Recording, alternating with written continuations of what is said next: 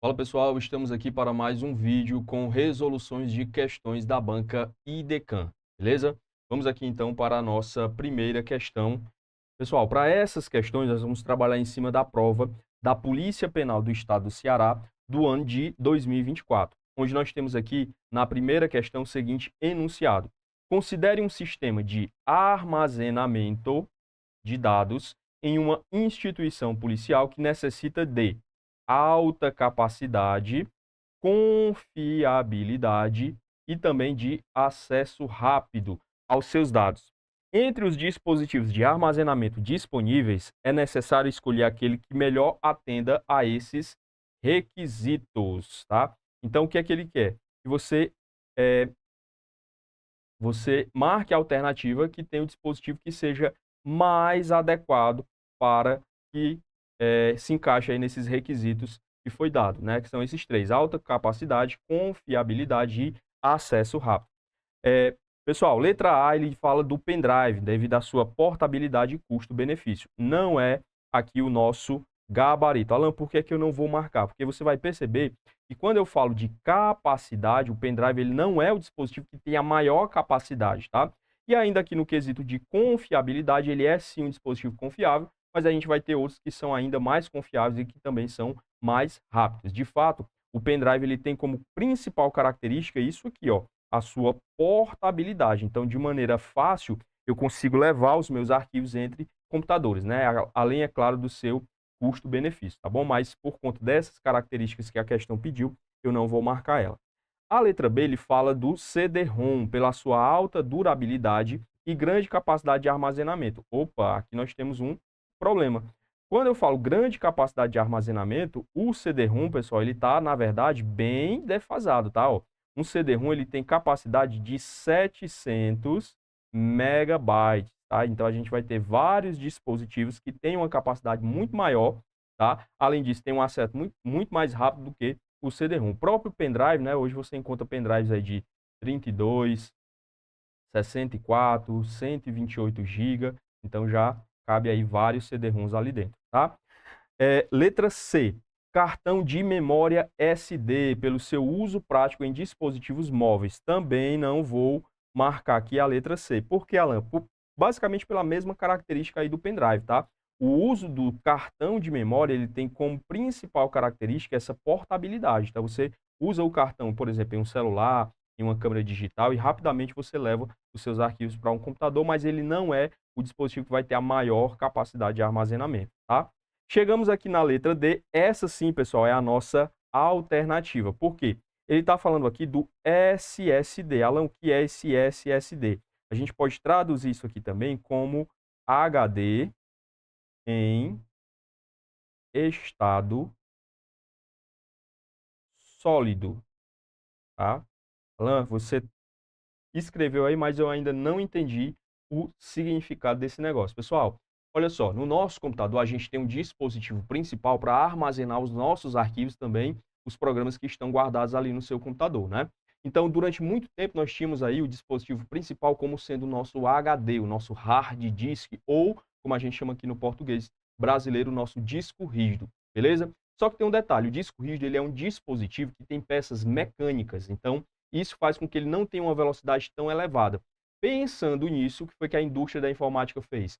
Vamos criar uma espécie de novo HD, só que ele é feito agora sem essas partes mecânicas. Ele é feito com chips de memória flash, a mesma que é utilizada aí no seu pendrive, só que ele vai ter uma velocidade muito maior, ele vai ter uma capacidade de armazenamento muito maior também do que os pendrives, já, tá? Então você pensa aí o seu SSD como se fosse um super pendrive, só que ele fica dentro do seu computador. Então ele não tem como característica principal você ficar levando os arquivos entre os dispositivos, né?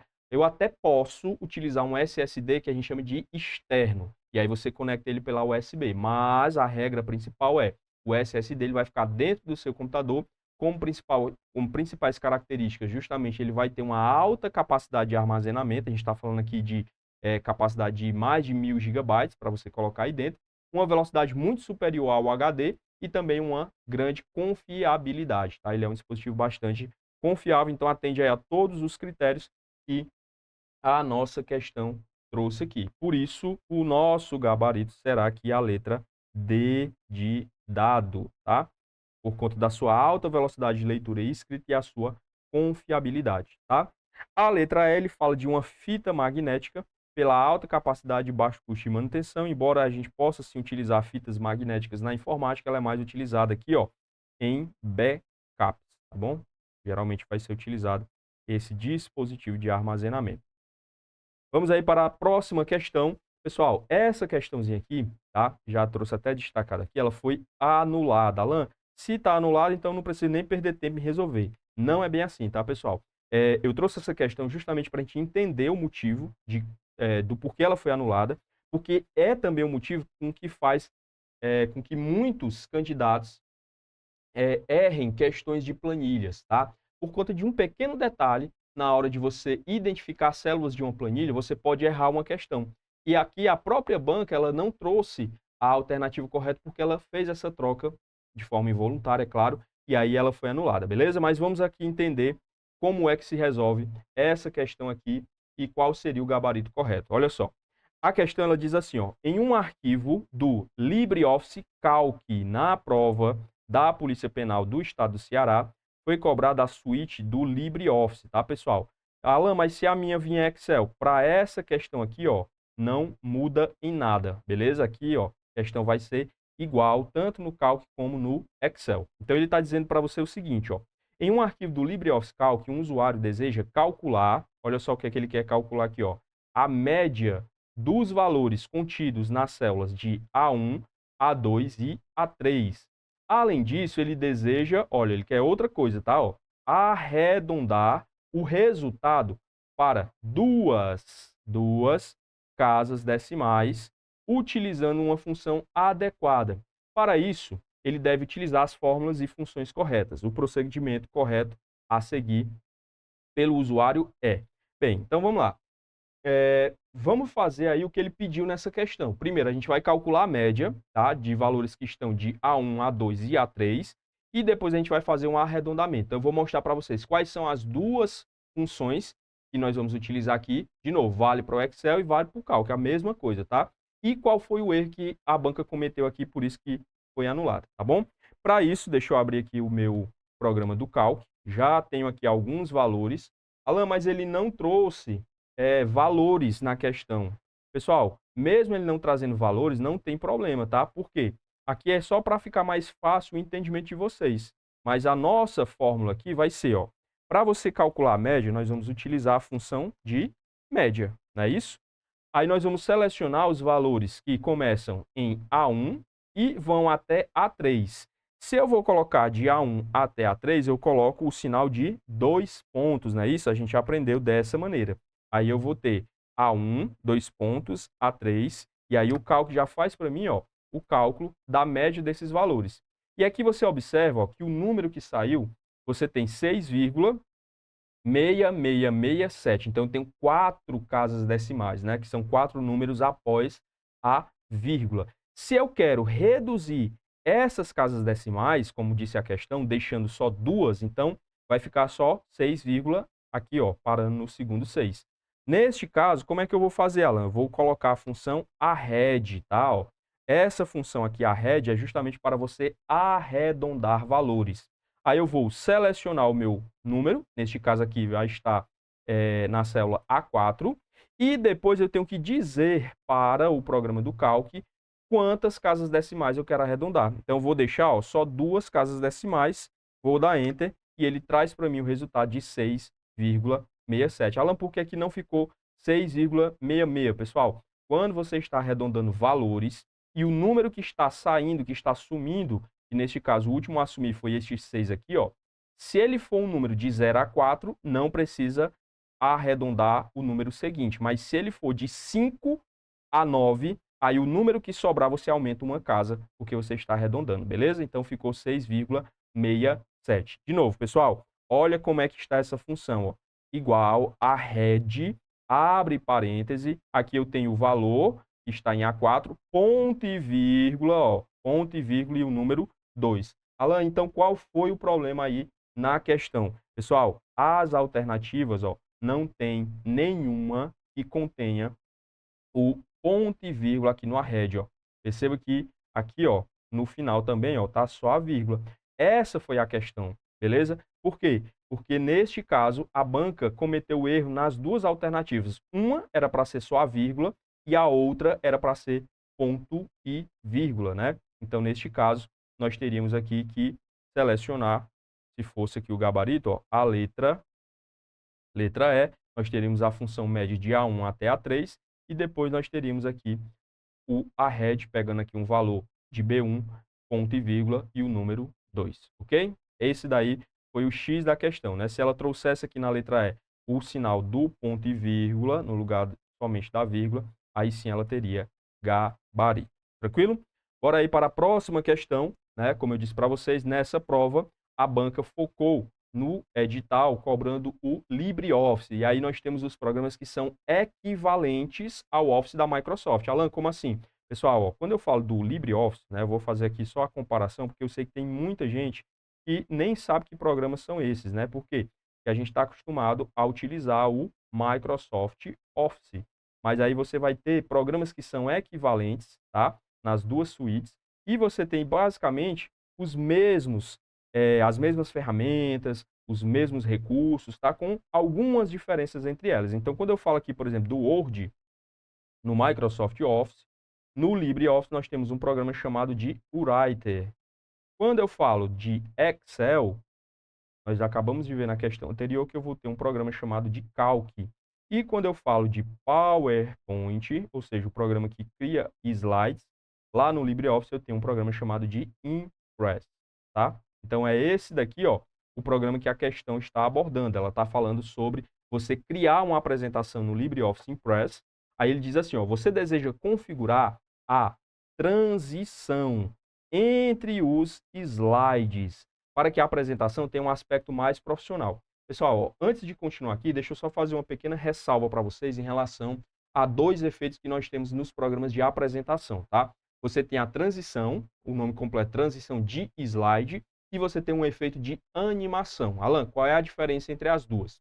O próprio nome ele já vai te dizer, ó, quando eu falo de transição de slides, são efeitos que eu vou criar para a mudança de um slide para outro. Então, na passagem de um slide para outro, eu posso criar uma animaçãozinha ali, né, um efeito de um slide sumindo, o outro aparecendo, um descendo e o outro surgindo ali, beleza?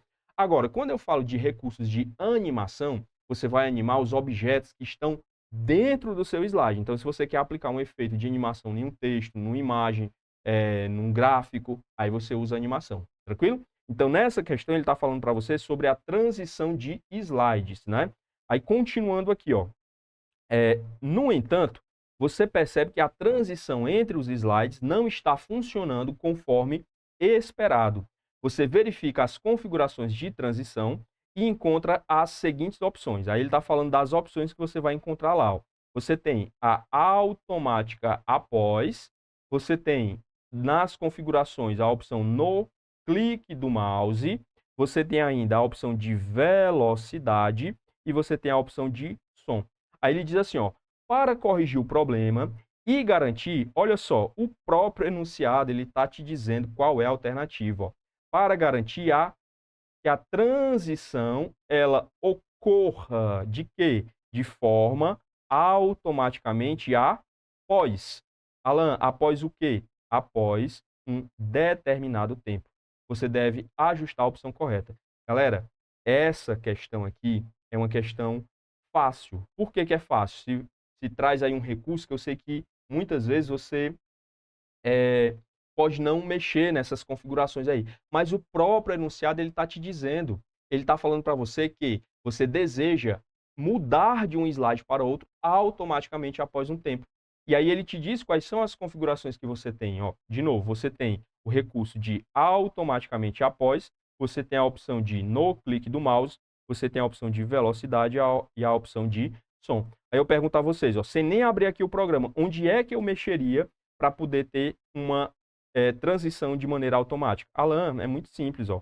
Tá aqui é a opção de automaticamente após. Beleza? A própria questão ela já trouxe aí para você a resposta. Deixa eu mostrar aqui para vocês o programa, né? Para você entender também onde você encontra este recurso aí, tá?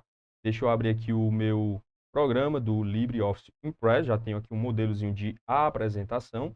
E aqui em cima, ó, você vai encontrar, tá? Ó, deixa eu dar um zoom aqui. Vou clicar aqui, ó, no menu de exibir, aliás, de aqui, exibir. E aqui eu vou encontrar a opção, ó, transição de slides, ó, tá aqui, ó. Já vou clicar sobre ela e observe o seguinte, ó, ele mostra para mim, ó, as transições aqui do lado direito, tá? Tem vários efeitos aqui, deixa eu escolher um aqui, ó, para vocês observarem, né, ó, barras, enfim, você vai escolher. E aqui embaixo você tem justamente essas configurações, tá, ó? Então você tem, ó, a opção de mudar a posição das barras que eu escolhi, a duração. A duração ela vai dizer qual o tempo que vai durar essa animação, tá? Aqui eu posso escolher ainda para ter um som, e é aqui que a questão, ó, ela traz o recurso de avançar para o próximo slide. Então eu posso selecionar a opção de ao clicar no mouse, então ele vai avançar quando eu clicar no mouse, ou eu posso escolher essa opção, que aqui, nessa versão que eu estou, ele está apenas com o nome depois.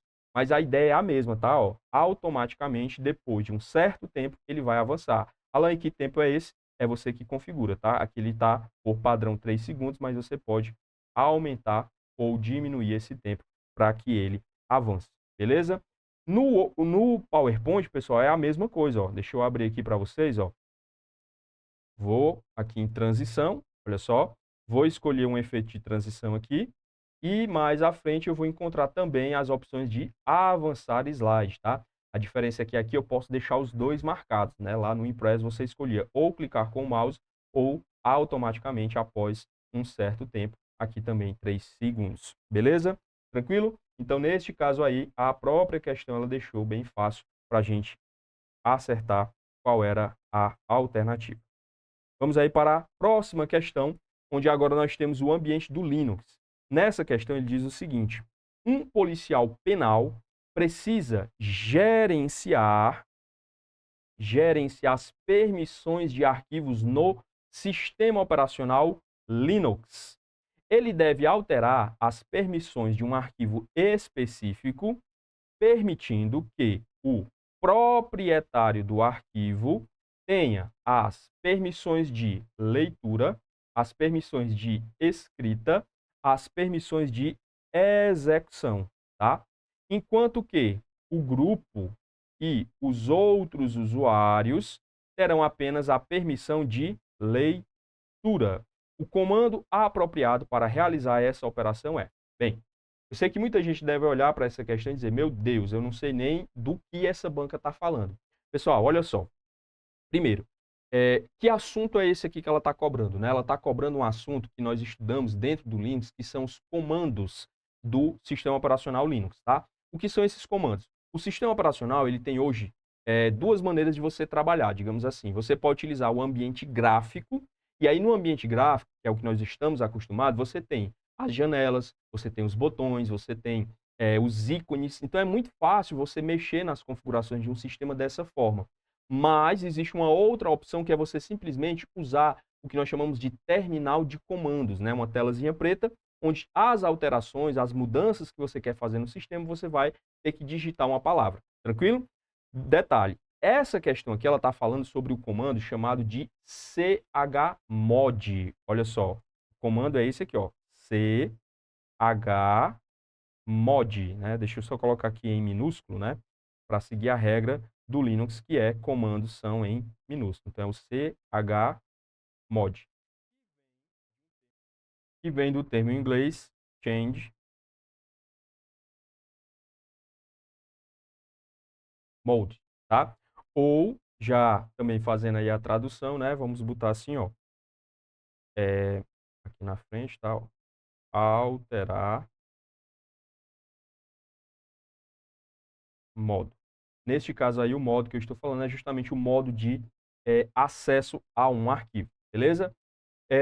Vamos lá. Como é que funciona esse negócio aqui, né? Deixa eu abrir aqui o Linux para explicar melhor para vocês a ideia por trás deste comando aqui do sistema, tá? Tenho aqui um arquivozinho já criado no meu sistema. Olha só, pessoal, esse daqui, ó, é um arquivo que eu criei como exemplo, e aqui eu vou acessar as propriedades desse arquivo e você vai observar o seguinte, ó. Aqui eu vou ter as permissões do arquivo, tá? Então aqui eu tenho, por exemplo, que eu sou o proprietário, fui eu que criei. Além disso, eu vou ter, ó, o acesso de leitura e escrita, tá? Eu posso executar esse arquivo e, além disso, eu posso ler e escrever. O grupo a qual eu pertenço também tem acesso de leitura e escrita e os outros usuários apenas leitura.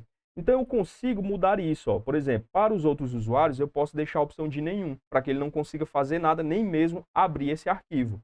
Para os usuários do grupo, eu posso deixar apenas leitura. Então, eles vão conseguir acessar o arquivo, mas não vão conseguir modificar. Já no meu caso aqui, eu posso também deixar apenas leitura, mas eu vou manter aqui leitura e escrita. Beleza? Alan, então, na prática, o que é que vai ser isso, né? Deixa eu voltar aqui, ó. É justamente para você mudar as atribuições de quem pode fazer o que em um determinado arquivo, ok? Para você resolver essa questão, você vai ter que entender uma regrinha que nós temos para este comando chmod, que é esta regrinha aqui que está no próximo slide, tá? Primeiro, como é que eu altero essas permissões, tá? Como é que eu vou mudar essas permissões sem ser por essa janela que eu mostrei para vocês? Então, para isso, você vai utilizar um programa que nós chamamos de terminal de comandos, onde você precisa justamente escrever alguns comandos para o Linux entender. Detalhe, você vai ter o nome do arquivo, no nosso caso lá era documento de texto. E na frente deste documento de texto, você vai ter algumas inscrições, que são elas. Você vai ter assim, ó, por exemplo, R, W, X, tá? Eu vou deixar exatamente como estava lá as permissões no meu sistema Linux, tá? No caso do grupo, né, nós deixamos apenas o R, vou já explicar aqui para vocês o que é que significa, tá? E o X. E para os outros usuários, eu tirei todo o acesso. Pessoal, olha só. Essas letras aqui, ó, elas representam essas palavras em inglês, ó. O R é de read. O que é esse read? É você ler, você acessar o arquivo. O writer, em inglês, é você escrever, tá? Significa que a escrita, tá? Só mudar aqui, vamos deixar leitura. Leitura e escrita. Já o X vem de executar o programa. Então, percebo que, através dessas letras, eu estou dizendo também para o Linux quais são as atribuições, quais são as permissões que eu vou dar para os três grupos, tá? Ó, primeiro, essa primeira parte aqui, ó, que eu estou separando com essa barrazinha aqui, é justamente para quem criou o arquivo, tá? Então, aqui é o dono do arquivo, no caso sou eu. Então, está as três permissões aqui. Read, que é a leitura, write, a escrita, e o execute, que vai executar. Já a segunda divisão aqui é justamente para o grupo. Vocês viram lá que tinha um grupo de usuários que eu posso cadastrar e dizer o que eles podem fazer. E no terceiro aqui são para os outros usuários, tá bom? Então, nada mais é do que você dizer através de letras quem pode fazer o que aí, tá legal? Aí aqui tem um detalhe. Quando eu ativo o recurso para o dono, para o grupo ou para o usuário, quando ele está ativado é como se eu estivesse colocando o número 1. E quando está desativado é como se eu estivesse colocando o número 0. Então, através dessa lógica, né, de você ter o número 1 quando um item estiver ativado e o 0 quando ele estiver desativado, nós conseguimos montar essa tabela de permissões de acesso. Então, olha só, quando tudo estiver desativado, ó, quando eu tiver o R, que é a leitura, o W e o X, tiver tudo desativado, ó, equivale a 3 zeros. Quando eu tiver só a execução, que é o X ativado, equivale a 1.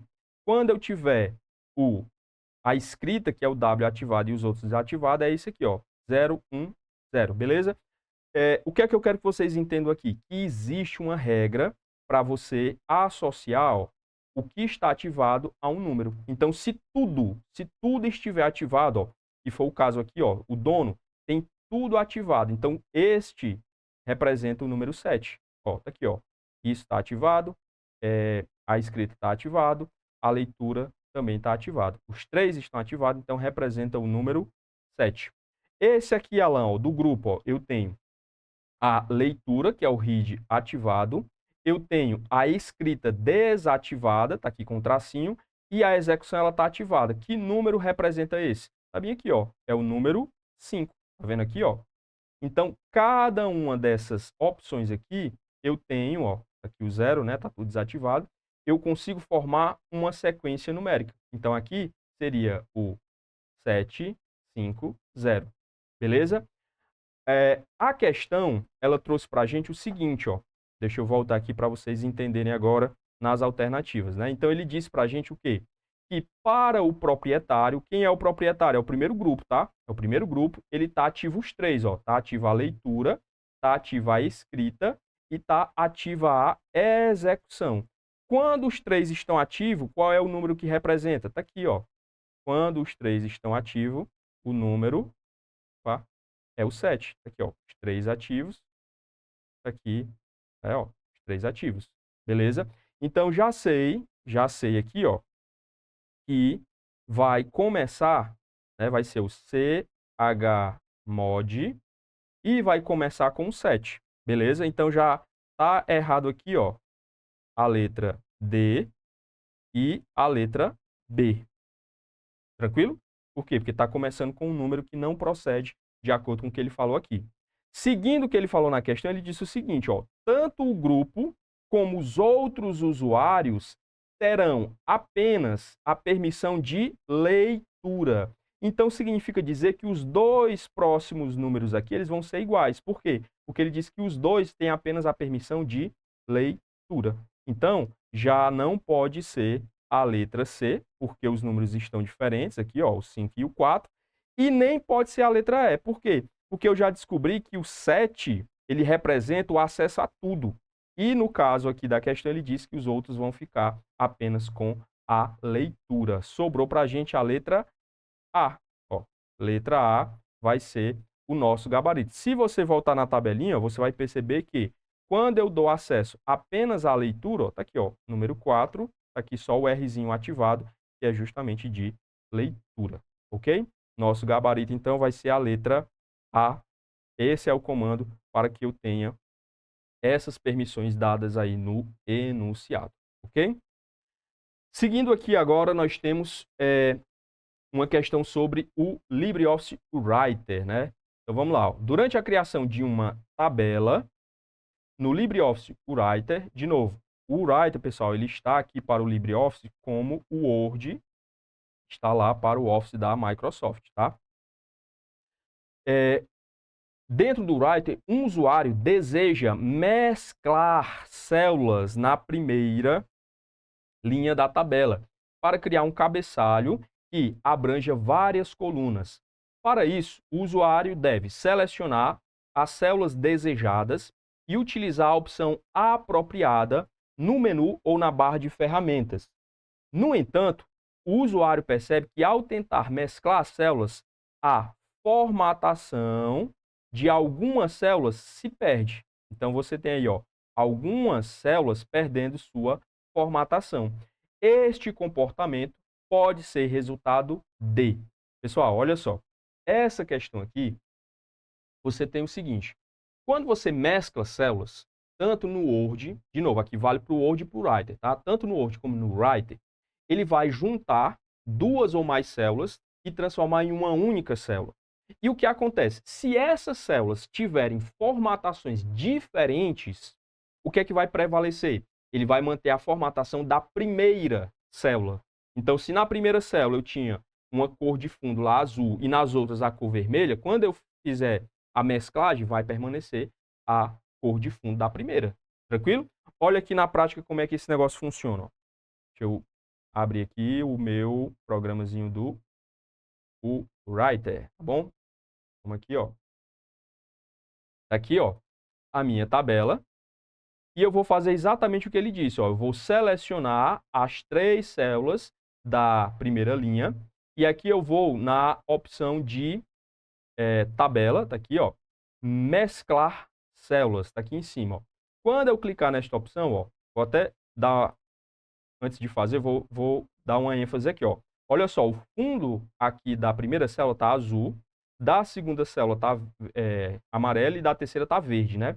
E nós temos também formatações diferentes nos textos, né? Ó, aqui tá negrito e tá centralizado, aqui tá sublinhado à direita, à esquerda e aqui tá taxado à direita, tá bom? Então vou, ó, selecionar as 3, vou vir aqui em tabela e vou escolher a opção mesclar célula. Então perceba que parte da formatação foi perdida.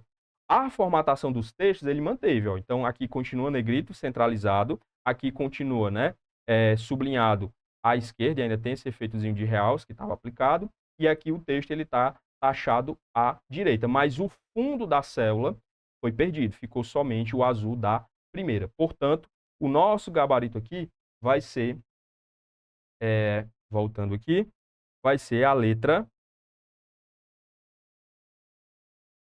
aqui, ó, vai ser a letra C. As células terem formatações diferentes antes da mesclagem. Por isso que está acontecendo essa perda aí parcial da formatação, ok?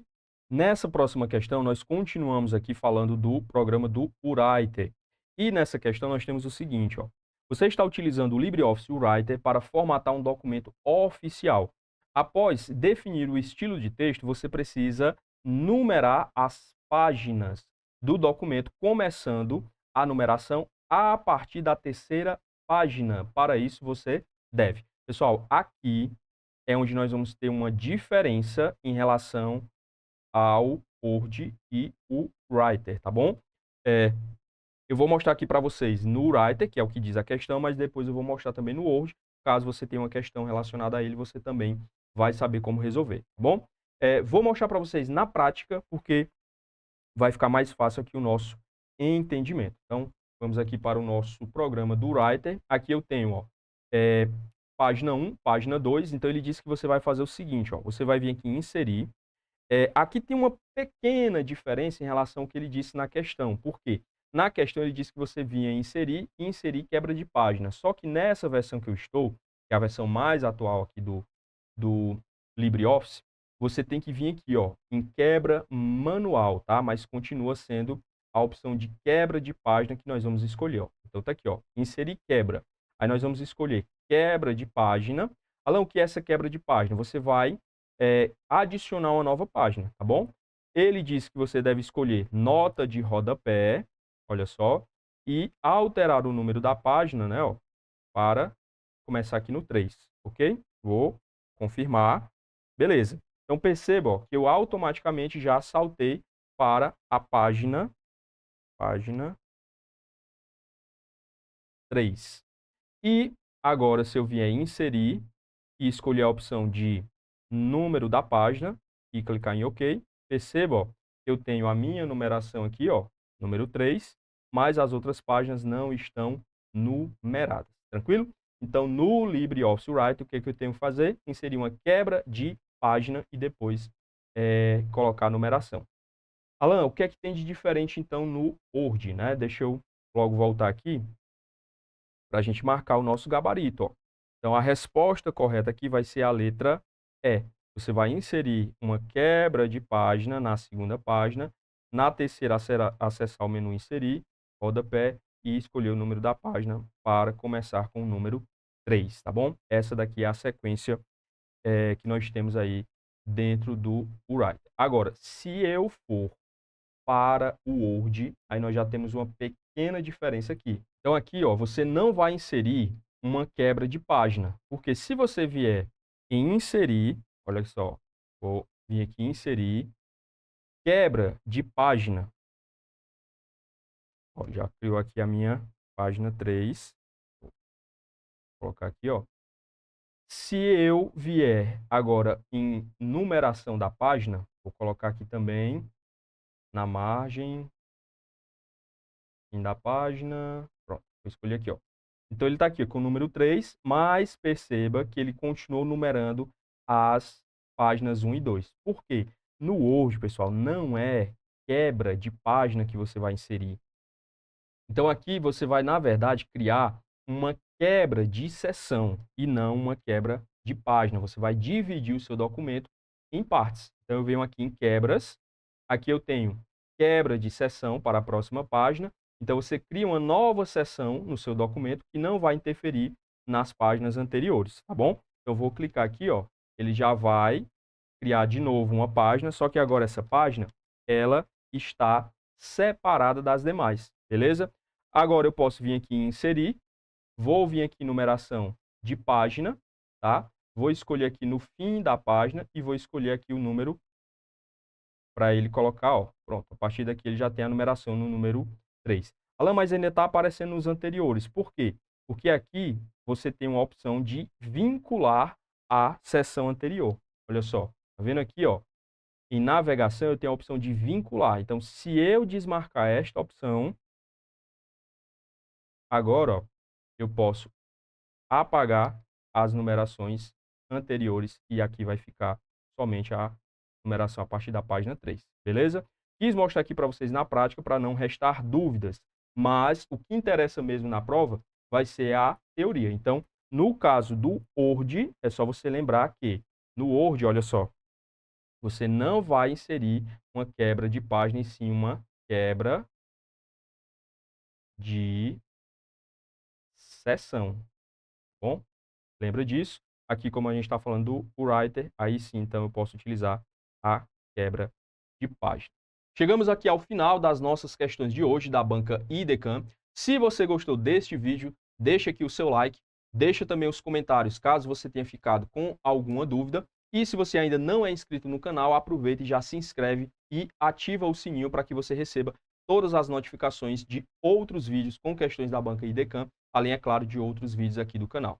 Vou ficando por aqui, um grande abraço e nos vemos no nosso próximo vídeo.